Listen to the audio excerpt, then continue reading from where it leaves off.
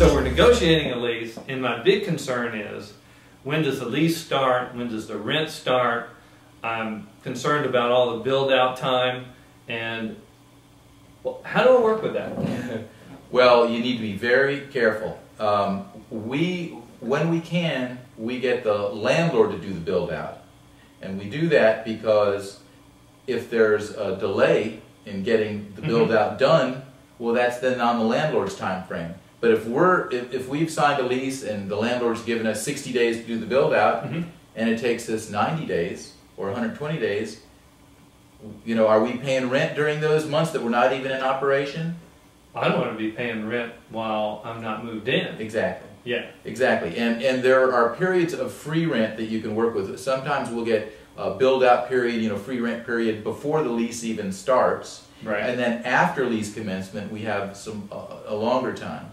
But regarding the build-out specifically, you want a clause that gives you a certain amount of time, because the landlord can't give you forever, you know. Yeah.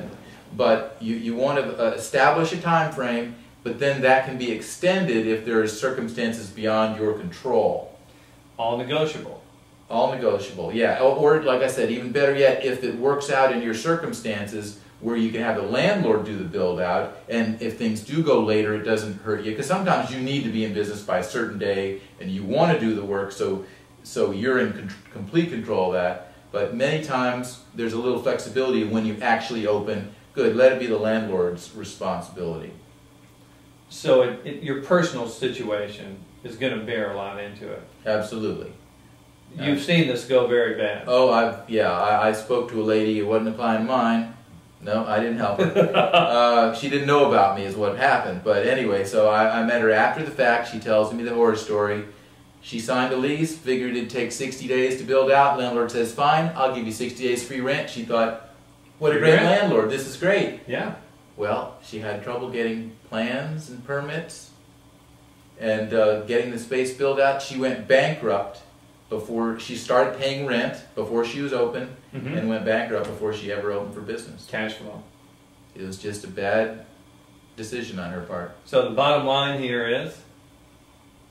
Bottom line is you should be very careful about how much build-out time is enough, and try to put it on the landlord's shoulder if you can. The landlord may be contributing the cash toward the build-out, right. You know, maybe all of it in many cases, depending on the.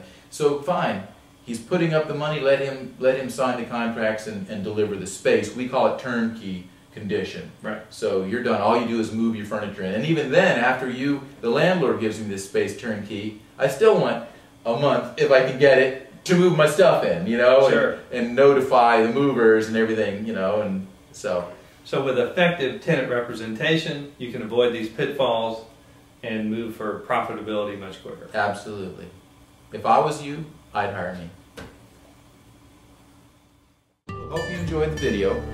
If you'd like to learn more about facility, site selection, lease negotiation, etc., go to the website below.